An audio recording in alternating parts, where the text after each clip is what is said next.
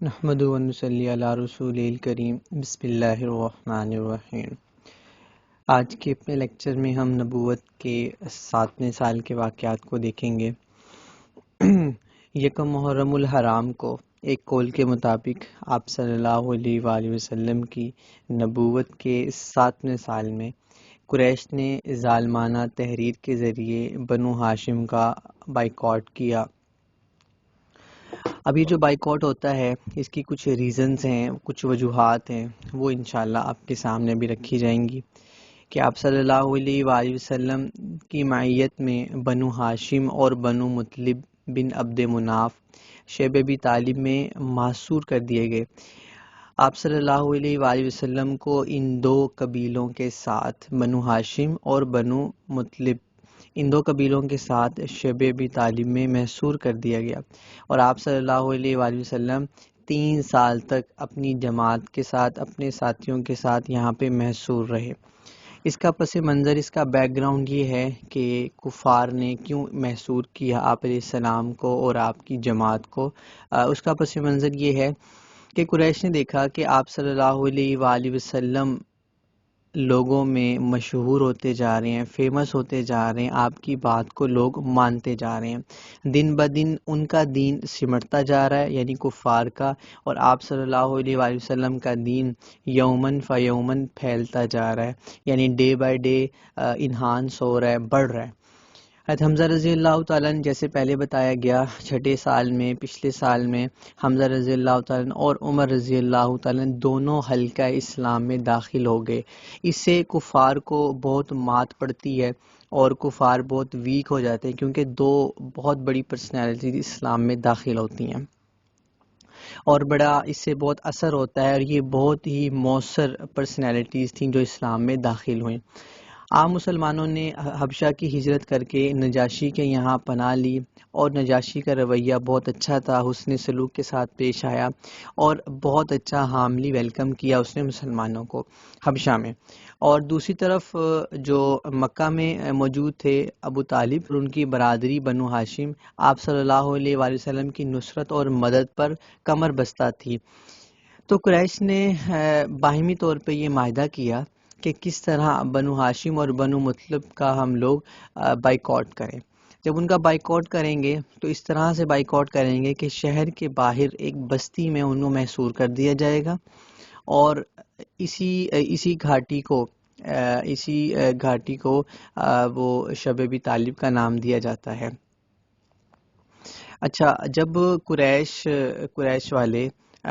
ان کو نبی علیہ الصلوۃ والسلام کو اس گھاٹی میں محصور کرتے ہیں تو پھر ایک وہ معاہدہ بھی لکھا جاتا ہے۔ قریش کا یہ معاہدہ صرف زبانی نہیں تھا بلکہ باقاعدہ اس کو تحریری شکل میں دستاویزات کے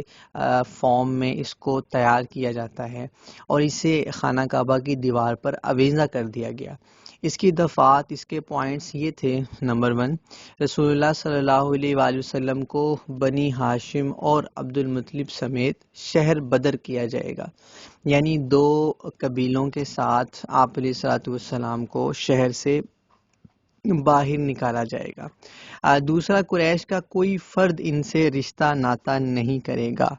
تیسری شرط یہ تھی کہ ان تک کھانے پینے کی کوئی چیز پہنچنے نہیں دی جائے گی۔ نمبر 4، کوئی شخص ان سے نہ کچھ خریدے گا نہ ان کے ہاتھ فروخت کرے گا۔ اور 5ویں شرط یہ تھی کہ جب تک محمد صلی اللہ علیہ وآلہ وسلم کو قریش کے حوالے نہیں کر دیا جاتا ان سے صلح نہیں ہوگی، وہ کسی انسانی ہمدردی کے مستحق نہ ہوں گے۔ اچھا، اس کے بعد آپ صلی اللہ علیہ وآلہ وسلم بنو ہاشم بنو عبد المطلب یہاں 3 سال شیبہ ابی طالب میں محصور رہتے ہیں۔ پھر اللہ کی طرف سے حکم آتا ہے، اور اللہ کی طرف سے حکم ہوتا ہے، دستاویزات کو دیمک چاٹ لیتی ہے اور وہ جو تحریر لکھی ہوئی تھی وہ مٹ جاتی ہے، اور آپ صلی اللہ علیہ وآلہ وسلم کو اللہ کی ذات نے بذریعہ وحی یہ پیغام پہنچایا۔ آپ علیہ الصلوۃ والسلام نے یہ پیغام ابو طالب کو بھی پہنچایا، ان کو اطلاع دی۔ ابو طالب نے قریش کو بتایا، مگر وہ آمادہ تصدیق نہ ہوئے، کیونکہ یہ عجیب سی بات تھی کہ ایک محفوظ جگہ پہ کیسے اس کو دیمک چاٹ سکتی ہے، لیکن ابو طالب نے زور دیا اور کہا کہ آپ اس کو ذرا کھول کے دیکھو، ذرا اسے کھول کے دیکھو۔ جب دیکھا تو اسے کھولا گیا تو آپ صلی اللہ علیہ وآلہ وسلم کی اطلاع کے مطابق اسے بالکل صاف پایا، یعنی دیمک اس تحریر کو چاٹ چکی تھی، ختم ہو چکی تھی وہ۔ اس ظالمانہ دستاویزات کو چاک کر ڈالا، اور اس معاملے کو دیکھ کر جو کفار تھے وہ اپنے معاہدے سے دستے کش ہو گئے۔ اس طرح 3 سال بعد نبوت کے، یعنی کہ جو 10ویں سال میں آپ صلی اللہ علیہ وآلہ وسلم، آپ کے خاندان والے، آپ کے جانثار صحابہ اپنے گھروں میں واپس آئے۔ آپ صلی اللہ علیہ وآلہ وسلم کو اس صحیفے کی جو خبر ملی، آپ نے جو خبر دوسروں کو دی، یہ آپ صلی اللہ علیہ وآلہ وسلم کا ایک عظیم الشان معجزہ تھا، یعنی کہ وہ خبر دینا کہ اس محفوظ جگہ پہ دیمک اس تحریر کو چاٹ چکی، جو کہ ایک ظالمانہ تحریر تھی، ظالمانہ دستاویزات تھے، تو یہ ایک معجزہ تھا۔ اور یہ جس شخص نے، منصور بن اکرمہ، جس نے یہ لکھا تھا، اس کا ہاتھ بھی شل ہو گیا، یعنی عام الفاظ میں آپ کہہ سکتے ہیں کہ فالج پڑ گیا، وہ کسی کام کا نہ رہا۔ اس کے بعد اسی لیکچر میں ہم نبوت کے 8ویں سال کے واقعات کو بھی دیکھ لیتے ہیں، مختصر ہیں، ایک دو واقعے اس میں بھی آتے ہیں، تو کنٹینیو کرتے ہوئے ہم لوگ ساتھ میں اسی کو بھی دیکھ لیتے ہیں۔ نبوت کے 8ویں سال میں، سال کے آغاز میں، کفار کو خبر ملی کہ کفار فارس، یعنی فارس کے جو کفار ہیں، جو نوشیروان کی اولاد تھی، انہوں نے روم پر حملہ کیا۔ روم پہ حکومت کیسر ایک بادشاہ تھا، یہ اس کے ماتحت تھے، یعنی کہ فارس والوں نے روم پہ چڑھائی کی، روم پہ حملہ کیا اور اس پہ قابض ہو گئے، ان کے اوپر غالب آ گئے۔ جب یہ خبر کفار مکہ کے پاس پہنچی، وہ بے حد خوش ہوئے، اور انہوں نے کہا کہ جس طرح مسلمانوں سے کہا، جس طرح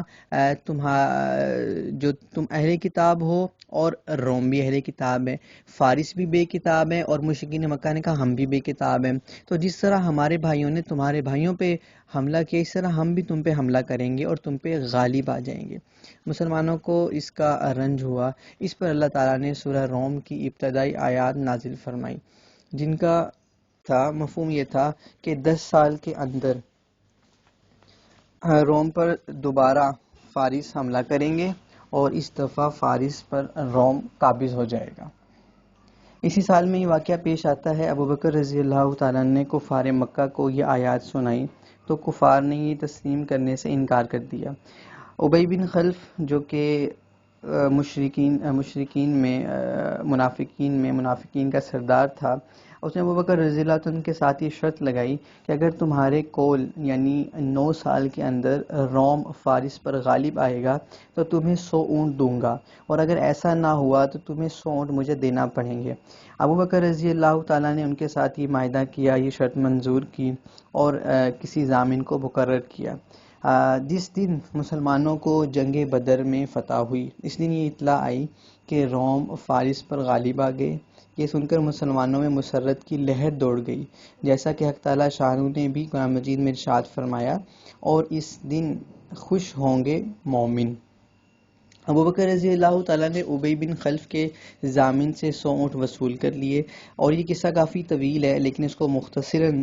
مزید عرض کرتے ہیں کہ 2 طرفہ شرط لگانا، جس کو قمار کہا جاتا ہے، جوا ہے، اور یہ واقعہ جو جوئے کا واقعہ ہے، یہ اس کی حرمت سے پہلے پیش آیا، اس کے بعد اس کو جوئے کو حرام اور اس کو ممنوع کر دیا گیا اسلام میں۔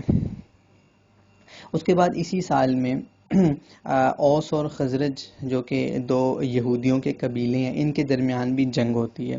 اور اسی سال میں جو شق القمر کا معجزہ ہے آپ علیہ الصلوۃ والسلام کا، مشرکین نے آپ سے مطالبہ کیا تھا کہ کوئی ایسی نشانی دکھائیے جس کا تصرف آسمان میں ہو، آپ صلی اللہ علیہ وآلہ وسلم نے 14ویں رات کو شق القمر کا معجزہ دکھایا۔ آپ صلی اللہ علیہ وآلہ وسلم نے چاند کی طرف انگلی سے اشارہ کیا اور چاند کے 2 ٹکڑے ہو گئے۔ یہ ٹکڑا ہیرا کی دائیں طرف، ایک ٹکڑا ہیرا کی دائیں طرف اور دوسرا بائیں طرف زمین کی طرف جھک گیا۔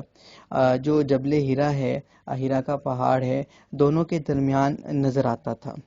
مگر کفار نے کہا کہ یہ بڑا قوی جادو ہے، انہوں نے اس کو تسلیم نہیں کیا، اس کو مانا نہیں اور اپنی خواہشات پر چلتے رہے۔